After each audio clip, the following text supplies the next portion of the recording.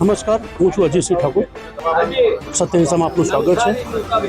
આજે નવસારી મુકામે સંત સંમેલનનું આયોજન કરવામાં આવ્યું છે અને આયોજનનો મુખ્ય હેતુ શું હતું એ આપણે અહીં ઉપસ્થિત આપણી સાથે સંત છે એ સંતો પાસે મહારાજજી છે એમની પાસે આપણે જાણશું કે આજે સંત સંમેલન છે એનો હેતુ શું છે. મહારાજ, આજે અહીં જે સંત સંમેલન રાખવામાં આવ્યું છે એનું શું હેતુ છે? મુખ્ય હેતુ એનો એ છે કે નવરાત્રી દરમિયાનમાં જે કંઈ કાર્ય થયું છે, કાર્યકર્તાઓની સાથે જે કંઈ ઘટના ઘટી છે આ વખોડપાત્ર છે. આવી ઘટના કોઈ પણ સ્તરેથી થવી ન જોઈતી હતી અને છતાં થઈ છે. એના પ્રત્યાઘાત રૂપે આજનું સંત સંમેલન છે. 18 દિવસથી હિન્દુ સંગઠનો જુદી જુદી સ્તરે આની રજૂઆત કરી રહ્યા છે. જુદા સરકારમાં જુદા જુદા સ્તરે જુદા જુદા મંત્રીઓને મળીને આની ઘણી બધી રજૂઆત થઈ છે અને છતાં પણ હજી આની અંદર કોઈ પણ યોગ્ય આની અંદર પગલાં લેવાનું અમને જણાય આવતું નથી. એટલા માટે સંતો આહત છે, સંતોની લાગણી દુભાયેલી છે, કેમ કે સમગ્ર હિન્દુ સમાજની લાગણી દુભાઈ છે અને સંતોના હૃદયમાં હિન્દુ હિત સર્વોપરી હોય છે, સનાતનનું હિત સર્વોપરી હોય છે. એની સામે કોઈ પગલાં ન લેવાને કારણે આજે આ સંત સંમેલન મળ્યું છે. આ નાના પાયે છે શરૂઆત. જો સરકાર હજી પણ નહીં જાગે તો આને ખૂબ ઉગ્ર સ્વરૂપ આપવામાં આવશે. મહારાજ, આજે ગુજરાતની અંદર ભારતીય જનતા પાર્ટીની સરકાર છે જે હિન્દુઓની સરકાર માનવામાં આવે છે અને ભારતીય જનતા પાર્ટીની સરકારમાં જો આવા બનાવો બને તો એ વિશે આપ શું કહેશો?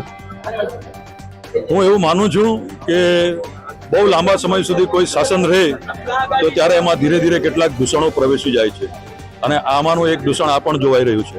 કેમ કે ભાજપ સરકારને એમ લાગે છે કે હિન્દુ હિત ધરાવનાર અથવા ભારતીય જનતા પાર્ટીનું હિત ધરાવનાર જે મતદાર છે he is a committed water.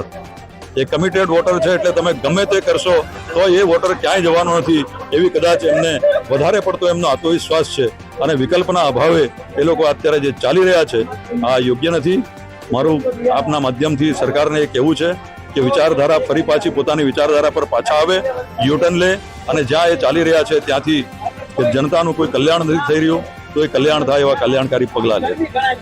તો આપણે ગિરિરાજ બાપુનું નિવેદન જોયું અને બાપુ, આવનાર સમયમાં જો આજે બનાવ બન્યો છે એની અંદર જો કોઈ કાયદાકીય કાર્યવાહી ન થાય તો આ સંત સમાજનું શું આગળ સ્ટેપ હશે?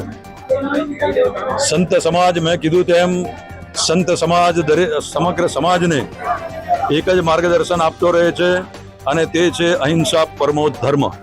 પણ જો પરિસ્થિતિ આવીને આવી રહે, જો સનાતનને માટે પરિસ્થિતિ આવી જ રહેશે તો સંત સમાજ આગળનું પણ જે અધૂરું વાક્ય છે પરિપૂર્ણ કરશે અને એમ કહેશે કે ધર્મે હિંસા તથૈવ ચ.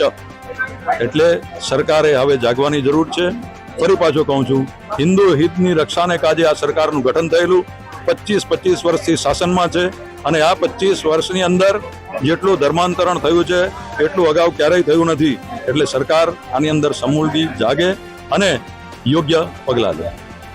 તો આપણે ગિરિરાજ બાપુ સાથે હિન્દુઓની શું સ્થિતિ છે, ધર્મ પરિવર્તન બાબતે શું સ્થિતિ છે એમની પાસે આપણે જાણ્યું અને આવનાર દિવસોમાં જો કાયદાકીય પગલાં લેવામાં ન આવે તો સંત સમાજ હવે મેદાને પડશે, એમાં કોઈ બે મત નથી.